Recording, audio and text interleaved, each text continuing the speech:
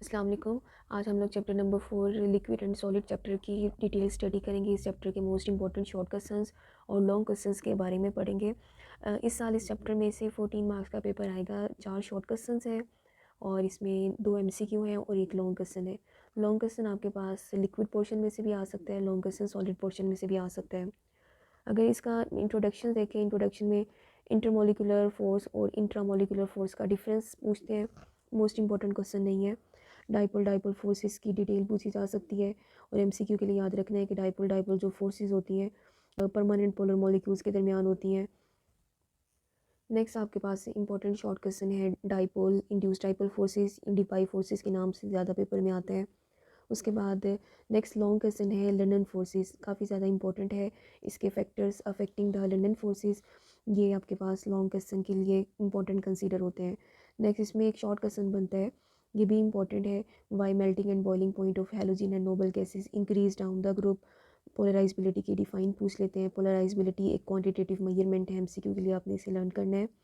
और इसके बाद नेक्स्ट यहाँ पे कुछ वैल्यूज़ के बॉइलिंग पॉइंट मेंशन किए हुए हैं। जैसे आपके पास है फ्लोरीन का है और आयोडीन जो है वो रूम टेम्परेचर पे सॉलिड क्यों होता है, क्योंकि इसकी पोलराइजबिलिटी हाई है। ये एमसीक्यू के लिए लर्न करना है। और जो लंदन फोर्सेस हैं ये मोस्टली नॉन पोलर मोलिक्यूल्स के दरमियान पाई जाती हैं, ठीक है। और ये शॉर्ट लिव फोर्सेस होती हैं। ये इसके सारे रिलेटेड इंपॉर्टेंट एमसीक्यूज़ वगैरह हैं। नेक्स्ट आपके पास जो टॉपिक है हाइड्रोजन बॉन्डिंग का टॉपिक है। हाइड्रोजन बॉन्डिंग भी मोस्टली लॉन्ग क्वेश्चन में आता है। इसकी डिफाइन है और डिफाइन के साथ या तो पूछते हैं राइट एनी 3 एप्लीकेशन, या इसके अलावा स्ट्रक्चर ऑफ आइज और बायोलॉजिकल कंपाउंड जो है वो इंपॉर्टेंट है लॉन्ग क्वेश्चन के लिए। इसके बाद एक इंपॉर्टेंट काफ़ी शॉर्ट क्वेश्चन है कि why H F is a weaker acid than other halogen acid, important है। और इनका स्ट्रक्चर ड्रॉ करने के लिए आ सकता है। हाइड्रोजन बॉन्डिंग को आपने शो करना होता है। नेक्स्ट ये थर्मोडाइनमिक्स प्रॉपर्टीज़ जो है ये भी लॉन्ग क्वेश्चन है। लॉन्ग की निस्बत ये ज़्यादा इंपॉर्टेंट है शॉर्ट क्वेश्चंस के लिए। यहाँ पे आपके पास 2 शॉर्ट क्वेश्चंस जो ज़्यादा इंपॉर्टेंट है। एक तो आपके पास है कि जी बॉइलिंग पॉइंट ऑफ एचएफ और अमोनिया का कम होता है, वाटर से ज़्यादा होना चाहिए लेकिन कम होता है। इसकी रीज़न क्या है? वाटर रूम टेम्परेचर पे लिक्विड क्यों है? H2S गैसेस हैं, ठीक है। ये शॉर्ट क्वेश्चन इससे रिलेटेड है। नेक्स्ट आपके पास जो शॉर्ट क्वेश्चन है solubility of hydrogen bonded molecules में ethanol dissolve in all proportions, ये शॉर्ट क्वेश्चन इंपॉर्टेंट है। ये शॉर्ट क्वेश्चन है। स्ट्रक्चर ऑफ आइस में लॉन्ग के लिए ज़्यादा इंपॉर्टेंट है। इसमें जो इंपॉर्टेंट एमसीक्यू है, जो वाटर फ्रीज हो रहा होता है, एम्प्टी स्पेसिस कितनी क्रिएट होती है, 9% है। और आइस क्यों फ्लोट करती है वाटर के ऊपर, ये शॉर्ट क्वेश्चन भी इंपॉर्टेंट है। नेक्स्ट आपके पास hydrogen bonding in biological compound, ये ज़्यादा इंपॉर्टेंट है लॉन्ग के लिए। इसमें आपने यहाँ पे कुछ 27 अमाइनो एसिड्स बताए हुए हैं। एक टर्न के अंदर कितने अमाइनो एसिड्स की तादाद क्या है, ये चीज़ें एमसीक्यू के लिए आप लर्न करेंगे। नेक्स्ट जो एमसीक्यू है कि हाइड्रोजन बॉन्डिंग कुछ नाइट्रोजनियस बेसिस के दरमियान शो की हुई है कि एडेनिन थायनिन में कितने डबल बॉन्ड पाए जाते हैं, हाइड्रोजन बॉन्ड है। गवानीन साइटोसिन में कितने हाइड्रोजन बॉन्ड पाए जाते हैं, ये आपने लर्न करना है। उसके बाद अगला टॉपिक है अवेपोरेशन। अवेपोरेशन में ये शॉर्ट क्वेश्चन के लिए ज़्यादा इंपॉर्टेंट है। अवेपोरेशन की डिफाइन, अवेपोरेशन काजेज कूलिंग और फैक्टर अफेक्टिंग द अवेपोरेशन। उसके बाद जो अगला टॉपिक है वेपर प्रेशर। वेपर प्रेशर ज़्यादा इंपॉर्टेंट है लॉन्ग के लिए। वेपर प्रेशर में भी वेपर प्रेशर की डिफाइन इंपॉर्टेंट है। और इसके बाद यहाँ पे कुछ फैक्टर्स बताए हुए हैं कि वेपर प्रेशर किस पे डिपेंड करता है और किन फैक्टर्स पे डिपेंड नहीं करता है। या आपने पैराग्राफ लाजमी लर्न करें वेपर प्रेशर का।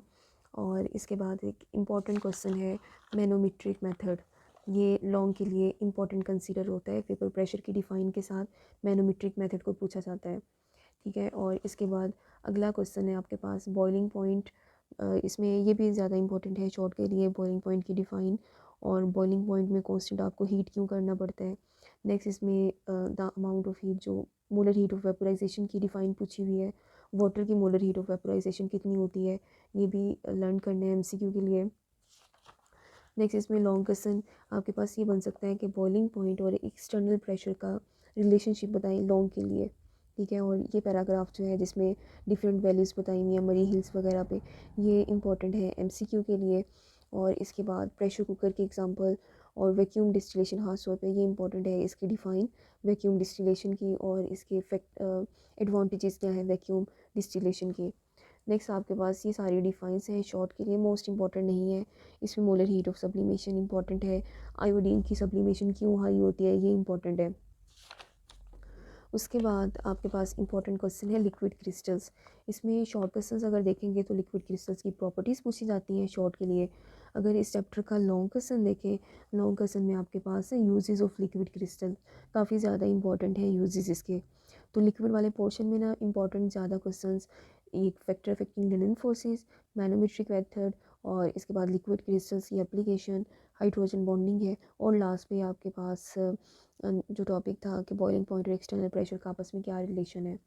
उसके बाद अगर हम डिटेल देखें सॉलिड वाले पोर्शन की, सॉलिड में आपके पास है टाइप्स ऑफ सॉलिड में क्रिस्टलाइन, अमॉर्फस, इनके डिफरेंस हैं ये सारी इसकी प्रॉपर्टीज़।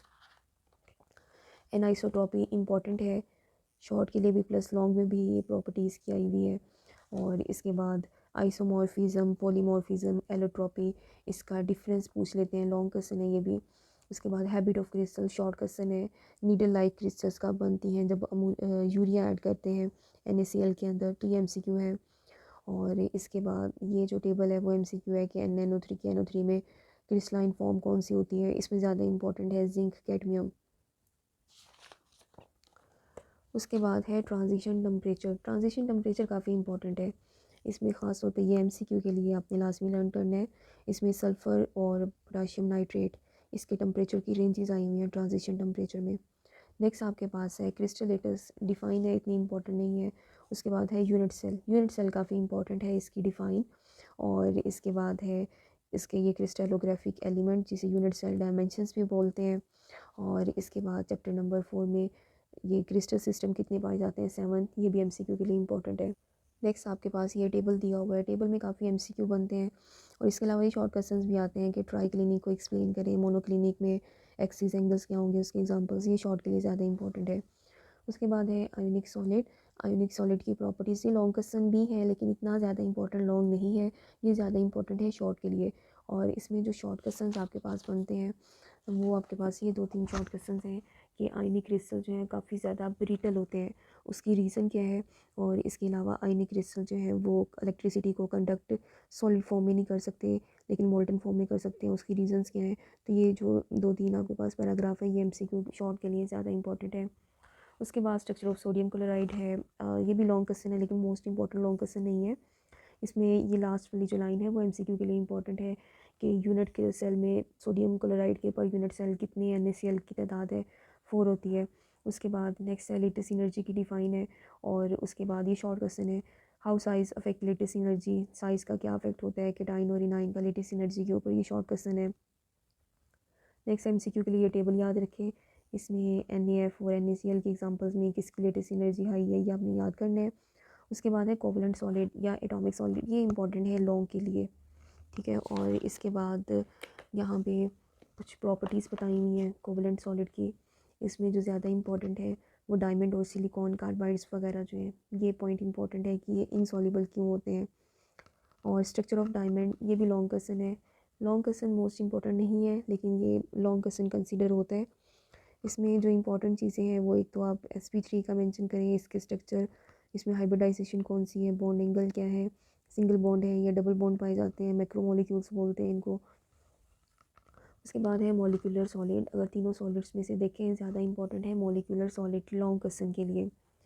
और इसके बाद यहाँ पे स्ट्रक्चर ऑफ आयोडीन्स में कुछ बॉन्ड लेंथ बताई हुई है, ये आपने MCQ के लिए लर्न करनी है।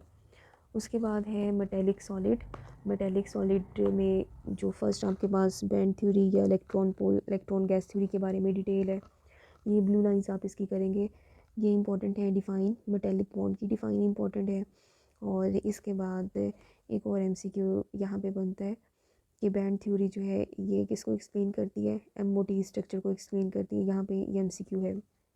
नेक्स्ट यहाँ properties of metallic crystal important है लॉन्ग के लिए। और इसके अलावा यहाँ पे एक शॉर्ट क्वेश्चन है कि why metals show metallic clusters, metals क्यों मेटेलिक क्लस्टर शो करती हैं। उसके बाद कंडक्टिविटी ऑफ मेटल डिक्रीज़ हो जाती है टेम्परेचर बढ़ाने से, इसकी रीज़न क्या है, ये आपने शॉर्ट के लिए ये 2 पोर्शन इसके लाजमी करने हैं। उसके बाद है स्ट्रक्चर ऑफ मेटल, ये भी लॉन्ग क्वेश्चन है लेकिन बहुत ज़्यादा इंपॉर्टेंट कंसीडर नहीं होता है। इसमें क्यूबिक क्लोज पैकिंग और हेक्सागोनल क्लोज पैकिंग जो है वो शॉर्ट के लिए इंपॉर्टेंट है, ठीक है। इनकी डिफ़ाइन, इसकी रिप्रेजेंटेशन क्या है वो आप लर्न करेंगे। अगर हम इसके एक्सरसाइज के MCQ वगैरह की बात करें वो तो आप लाजमी लर्न करेंगे। और शॉर्ट क्वेश्चन जो है क्वेश्चन नंबर 4, इसमें कुछ टाइप्स नाम बताए हुए हैं कंपाउंड्स की, इसमें आपने बॉन्डिंग बतानी है किस टाइप की है। क्वेश्चन नंबर 5 जो है ना ये इंपॉर्टेंट है शॉर्ट के लिए, ख़ास तौर पे इसमें सेकंड, थर्ड और फोर्थ पार्ट, ठीक है, थर्ड और फोर्थ पार्ट जो है वो मोस्ट इंपॉर्टेंट है शॉर्ट के लिए। क्वेश्चन नंबर 14 इंतहाई इंपॉर्टेंट कंसीडर होता है। अगर आप ये चैप्टर पूरा तैयार नहीं करते हैं शॉर्ट के लिए तो सिर्फ आप इसका क्वेश्चन नंबर 14 तैयार कर लें, ठीक है। और 14 में आपके पास तकरीबन 10 शॉर्ट क्वेश्चन है, इंपॉर्टेंट है ये, काफ़ी रिपीट हुए हैं। उसके बाद क्वेश्चन ऑफ सॉलिड में MCQ आप सारे ही करेंगे इसके, जितनी छोटी स्टेटमेंट होती है MCQ वो इतना ही ज़्यादा इंपॉर्टेंट है। और इसके बाद हमारे पास है जी क्वेश्चन नंबर 12, क्वेश्चन नंबर 12 भी इसका इंपॉर्टेंट है, ठीक है। सॉलिड का क्वेश्चन नंबर 12 ये तकरीबन आपके पास 15 शॉर्ट क्वेश्चन हैं और ये शॉर्ट क्वेश्चन सारे ही इंपॉर्टेंट हैं, ठीक है। अगर आप एक्सरसाइज के ही शॉर्ट क्वेश्चन कर लेते हैं, मोस्टली चांस भी इस चैप्टर में से एक्सरसाइज के शॉर्ट क्वेश्चन के आने का होता है। आई होप स्टूडेंट्स आपको ये डिटेल समझ आ गई होगी। Thank you so much, best of luck.